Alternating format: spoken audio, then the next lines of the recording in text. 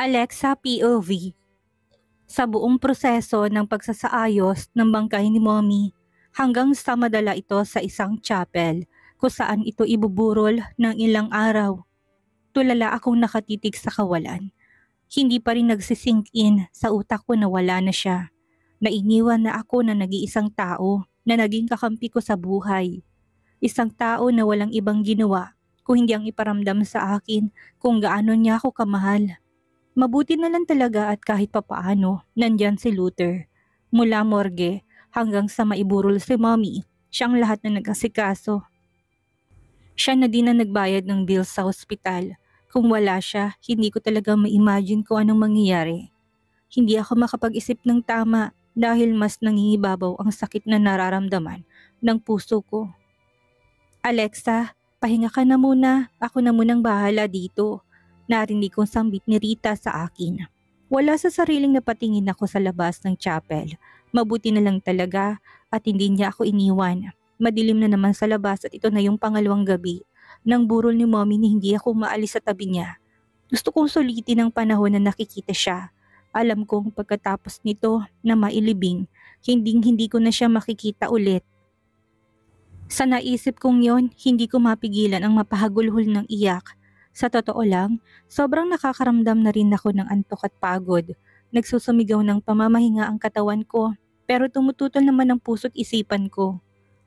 Ayos lang ako, Rita. Kaya ko pa. Dito lang ako. Mahinang sagot ko. Hindi na ako sinagot pa ni Rita, bagkus inabutan niya ako ng isang baso ng juice. Magrereklamo sana ako dahil mas gusto ko ng kape na lang sana. Pero nanginitian niya ako. Wala na akong choice pa kung hindi dahan-dahan ng inumin ang nasabing juice. Ilang saglit pa, lalo ako nakaramdam ng matinding antok. Bago pa tuluyang pumikit ang aking mga mata, napadako pang tingin ko sa lalaking nakatayo sa harap ko at seryosong nakatitig sa akin. Huwag mong abusuhin ang sarili mo, Priscilla. Kailangan mo din ng pahinga. Narinig ko sambit nito bago ako nilamon ng kadiliman. Muli akong nagising sa maaliwalas na kapaligiran. Hindi familiar na silid na napapalibutan ng mga mamahaling kagamitan. Napabalikwas pa nga ako nang bangon at akmang bababa na sana ng kama nang dumako ang paningin ko sa isang tao na nakatayo, malapit sa pintuan at seryosong nakatitig sa akin. Nasaan ako? Anong ginawa mo sa akin? Taranta kong tanong. Mabilis kong pinakiramdaman ang sarili ko't namang mapansin ko. Iba ng damit kong suot ay biglang tumahip sa kaba ang puso ko. Tss! Wala akong ginawang masama sa'yo. Hindi ako ganun kasamang tao para mag-take advantage sa babaeng halos wala ng ulirat dahil sa pagod at puyat. Seryoso niyang sagot sa akin. Kaagad naman ako nakaramdam ng hiya, sabay iwas ang tingin sa kanya. Biglang dagsa ng realisasyon sa isip ko. Wala na si Mommy at siguro sa sobrang puyat sa ilang araw na lamay, bigla na lang akong nahimatay at siya na naman ang unang tumulong sa akin, si Luther Montero Blanco. Sorry, mahinang sambit ko. Pwede kang maligo kung gusto mo. Nandyan na rin ang damit na isusuot mo. Hihintayin kita sa labas. Seryoso niyang bigkas at kaagad na naglakad palabas ng kwarto. Naiwan naman akong hindi maiwasang ilibot ang tingin sa buong paligid. Nasa Magara akong silid at hindi ko alam kung saang bahagi ito ng Metro Manila. Gayunpaman, nabigla kong maalala si Mommy, biglang nagsa ang lungkot sa puso ko. Mabuti na lang at nandyan si Luther, kung hindi ba ako ano na nangyari sa akin. Lalong-lalo na sa katawan ni Mommy dahil si Luther ang gumawa ng paraan para maiburol to ng maayos. Sa naisip kong yon, kaagad na akong bumaba ng kama. Napatingin pa nga ako sa isang malinis na mga damit na nakapatong sa ibabaw ng sofa. Isa yung kulay itim na dress at itim din na sapatos. Muli ako nakaramdam ng lungkot at kaagad na hinanap ang banyo para makaligo na muna. Lulubos-lubusin ko na ang tulong na ibinibigay ni Luther sa akin. Total naman babayaran ko rin naman siya eh. Balak kong ibalik sa kanyang 1,000,000. Total naman hanggang ngayon hindi ko pa rin yun napapa-in cash. Napagastos na din si Luther sa burol ni Mommy at hindi ko na rin naman kailangan ng pera na yon. Pagkatapos kong maligo at makapag-ayos, lumabas na rin naman kaagad ako na silid.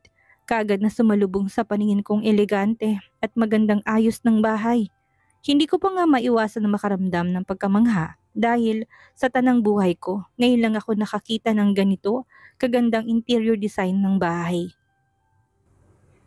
Napakaaliwalas ng paligid. Kumikinang ang lahat ng mga mebles at ang sahig. Halatang alaga sa linis. Napakabango din ng buong paligid. Hindi ko din alam kung saan ako patutungo dahil sa sobrang lawak at maraming mga pintuan akong nakikita. Naguguluhan ako kung aling direksyon ang tatahakin ko.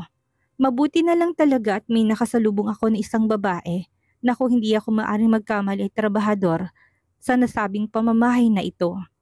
Good afternoon, ma'am. Inaasahan na po kayo ni Mr. Blanco sa dining area. Nakangiti nitong bati sa akin. Isang tipid ng ngiti ang naging sagot ko at kaagad na rin ako napasunod sa kanya nang igihan niya ako patungo sa may hagdan kung saan muli akong namangha sa kakaibang ayos nito. Saka ang mga railings, tunay ba? Kumikinang at kulay ginto. Shit, gaano ba kayaman si Mr. Luther Montero Blanco para maka-afford siyang magpatayo ng ganito kalaki at kaelegante na bahay.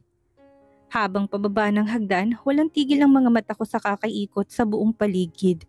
Mga naglalakihang chandelier na may mga nakikislapan na mga bato na akala mo diamante, mga kagamitan at mga nakadisplay na alam kong hindi biro ang halaga.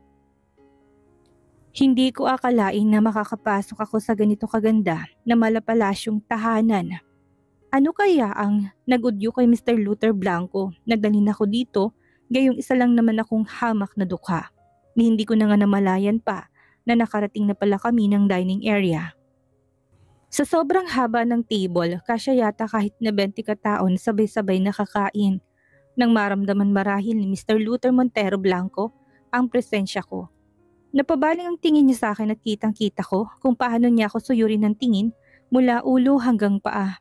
Pagkatapos noon, sumenya siya na maupo na daw ako at kaagad naman akong ipinaghila ng maupuan ng kasama kong kasambahay. Kumain ka para makaalis ka na. Seryoso niyang wika sa akin. Salamat. Tatanawin kong isang malaking utang na loob ang tulong ibinigay mo sa akin, Mr. Blanco. Kimi kong sagot sa kanya. Luther. You can call me Luther, Priscilla. Malamig pero seryosong boses na bigkas niya. Salamat, Luther. Mahinang sambit ko. Pinilit kong gamitin ang pinakakasawal kong boses pero hindi talaga kaya. Feeling ko pati boses ko nanginginig eh. You're welcome. Now, ano pang hinihintay mo? Pwede ka nang kumain. Seryoso niyang bigkas sabay lapag sa harap ko ng appetizer. Hindi na ako nakaimik pa. Kahit na nahihiya, inumpisahan kong kainin yon. Feeling ko nga nasa 5-star restaurant ako eh. Mga naka-plating kasi ang mga pagkain na nasa harapan namin. Kumain ka ng kumain dahil alam ko na mamaya magiging matigas na naman ang ulo mo. Muli niyang bigkas. Gulat naman ako na patitig sa kanya pero nang mapansin ko na sa pagkain niya nakatutok ang kanyang buong atensyon ay muli ako nagbaba ng tingin at nag-focus sa kinakain ko. Hindi ko pa naubos ang appetizer, nilapag niya na ulit sa harapan ko ang para sa main course. Steak yon at itsura pa lang nakakatakam na. Salamat, mahina akong muling sambit. Wala akong narinig na kahit na anong response sa kanya. Kaya naman muli ako nag-focus sa kinakain ko. Hindi ko akalain na sa kabila ng pagluluksa sa pagkawala ni Mommy, naging magana ako sa aking kinakain. Sa bagay, ilang araw na pala akong walang matinong kinakain. Kung hindi nga dahil kay Rita na palagi kong pinipilit na kumain kahit snacks lang, baka patay na ako ngayon sa gutom. Pagkatapos kumain, inutusan ni Luther ang driver niyan ihatid daw ako pabalik sa burol ni Mommy. Ilang beses pa ako nagsambit ng salitang pasasalamat pero tanging tipid na pagtango lang ang naging sagot niya. Sa totoo lang, napaka-cold ng aura niya. Hindi siya mukhang friendly na tao pero alam ko sa sarili ko na may mabuti siyang puso. Hindi magandang unang encounter namin pero tinutulungan niya pa rin ako ngayon. Pagkarating ko sa chapel kung saan nakaburol si Mommy, nagulat na lang ako na salubungin ako ni Rita. Nahalata sa mukha nitong matinding pag-aalala. Pagkababa ko pa lang ng sasakyan, mabilis tong naglakad palapit sa akin. Alexa, mabuti naman at dumating ka na. Nasa loob ang Daddy Gerardo mo. Seryoso niyang wika sa akin. Kaagad naman nagsalubong ang kilay ko at hindi ko na sinagot pa si Rita. At dali-dali na ako naglakad papasok ng chapel kung saan nabutan ko nga si Daddy kasamang kabit nito na si Martha na nakaupo. Anong ginagawa niyo dito? Sinong may sabi na welcome kayo dito? Galit kong wika at mabilis na nilapitan si Daddy at Martha. Alexa, ano bang klaseng tanong yan? Natural, burol ng mami mo kaya normal lang naman siguro na pati ako ay magluksa din, hindi ba? Sagot naman kaagad ni Daddy. Napansin kong pinagtitinginan na kami ng ilan sa mga nakikiramay, kaya naman pagkakako natawa. Wow, talaga lang ha? Nakikiramay ka? Pagkatapos ng lahat-lahat na ginawa mo kay mommy, may gana kang pumunta dito para makiramay? Naririnig mo ba yung sinasabi mo, Mr. Romualdez? Galit ang boses na bigkas ko. Napansin kong biglang namula ang mukha nito, siguro dahil sa pagkapahiya. Alexa, iha, huwag ka namang ganyan. Tao kami pumunta dito sa burol ng mami mo at huwag ka namang magalit sa akin.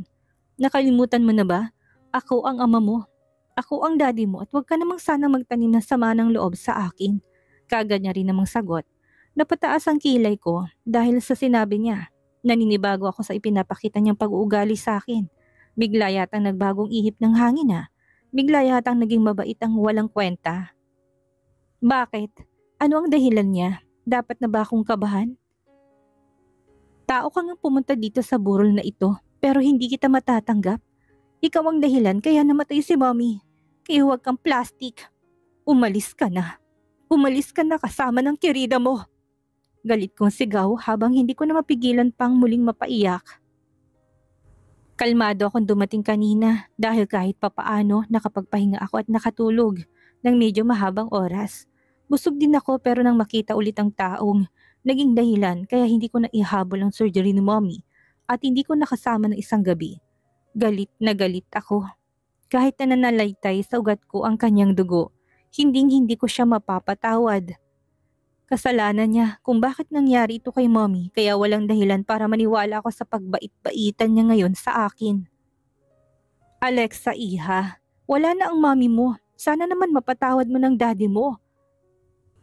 Don't worry, since nag-iisa ka na lang after this, pwede ka nang umuwi sa bahay. Pwede mo akong ituring na sarili mong ina kung gusto mo. Nakangiting sabat naman ni Martha. Ang kabit ni Daddy hindi ko alam kung ginu-good time lang ba ako or pinaplastic ako. Kakaiba din ang mga to Alam ko may dahilan sila kaya sila nandirito.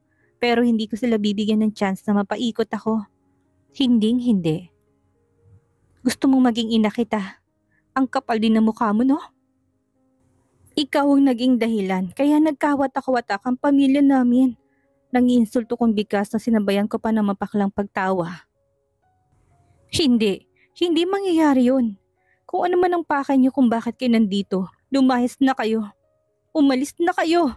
Galit kong bigas at mabilis kong nilapitan si Martha. Hinawakan ko siya sa kanyang braso at galit na kinaladkad palabas ng chapel. Bulungan naman ang umalingaw-ngaw sa buong paligid. Alam kong nagmumukha na akong palengkera sa mga mata ng ibang taong nakakakita ngayon sa ginagawa ko kay Martha. Pero wala na akong pakialam. Gusto ko nang umalis sila sa burol ni mommy dahil hindi ko sila kailangan. Hindi ko kailangan ng pakikiramay nila. Pagdating sa labas ng chapel, kaagad kong binitawan si Martha at tinulak palayo sa akin. Napaupo ito sa Bermuda grass habang kitang-kita kong galit na nakaguhit sa mukha nito. Matalim din ang mga matang nakatitig sa akin. Alexa, sumusobra ka na talaga. Grabe na ang pangbabastos mo sa amin. Pati ang tita Martha mo hindi mo ginalang. Narinig ko namang saway ni Daddy. Sa pagkakataon na ito, galit na ang boses niya. Sumusobra? Namatay si mommy noong gabing kinidnap mo ko, Dad. Kung hindi dahil sa pansarili mong interes, hindi namatay si mommy at naagapan pa sanang sakit niya. Kinamumuhian kita. Hindi kita mapapatawad sa nangyari kay mommy. Sana ikaw na lang namatay. Sana ikaw na lang, total wala ka namang kwenta Galit kong sigaw pabalik sa kanya. Tuluyan na naglahong katiting na respeto na nararamdaman ko para sa kanya dahil ang mas nangingibabaw sa puso ko ngayon ay matinding galit. Kasabay ng halos pag-hysterical kong iyon ay ang pagtama ng palad ni Daddy sa pisngi ko. Lalong nag-uunahan sa pagpatak ang luha mula sa aking mga mata habang matalim ako nakatitig sa kanya. Walang hiya ka! I hate you! I hate you! Hindi baling wala akong kikilalaning ama habang buhay. Ayaw na kitang makita kahit kailan. Galit kong sigaw habang hawak kong aking pisngi niya nasaktan. Napansin ko naman ang guilt na nakagad na gumuhit sa mukha ni Gerardo, sabay kuyom ng kanyang kamao. Alexa, iha, hindi ko sinasadya. Ikaw kasi, masyado kang, umalis ka na. Umalis ka na dahil hindi ka na kailangan ni mommy.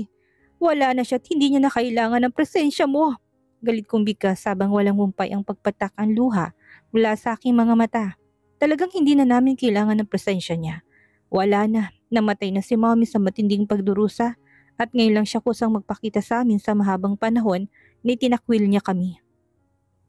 Saan siya kumukuha ng kapal ng mukha para gawin ito? Iha, I'm sorry. Hindi ko alam at sana mapatawad mo ko. Alam kong hindi ka tanggap-tanggap ang nangyari but still, you are my daughter. Hindi maikakaila. Mr. Romualdez, narinig mo naman sigurong sinabi niya hindi ba? Ayaw ka na lang niya makausap at you should respect her decision. Putol naman kay Daddy sa mga sasabihin niya nang biglang dumating si Luther Blanco. Yes, si Luther. Nakagaya sa mga pagkikita namin, hindi ko naman nakikitaan ang emosyon ng kanyang mukha. Diretso siyang naglakad palapit sa akin at hinawakan niyang kamay ko na nakatakip sa akin pisnging tinamaan ng sampal ni Daddy. Pinakatitigan niya yun bago ko napansin ang kislap ng galit sa mga mata nito. Mr. Blanco, mabuti naman at nandito ka na din. Ipagpaumanhin mo pero sa sobrang hirap na kumuha ng appointment sa opisina niyo, hindi ko nasasayangin pa ang pagkakataon na ito. Gusto ko sanang makausap ka tungkol sa negosyo. Narinig kong bigkas na naman ni Daddy. Sa pagkakataon na ito, punong-puno ng pagpapakumbaba ang boses nito at halata din na malaki ang paggalang niya kay Luther. Kumbaga, biglang nawala ang angas niya na palagi kong nakikita sa tuwing nagmamakaawa ako sa kanya noon, nabigyan ako ng pera para sa aking pag-aaral at para sa gamutan ni mommy. Nandito tayo sa burol ng babaeng minsan mong naging asawa at yan ang topic na gusto mong pag-usapan natin, Mr. Romualdez. Sabihin mo sa akin, gaano ka kalinis para pagkatiwalaan kita? Seryosong sagot naman ni Luther.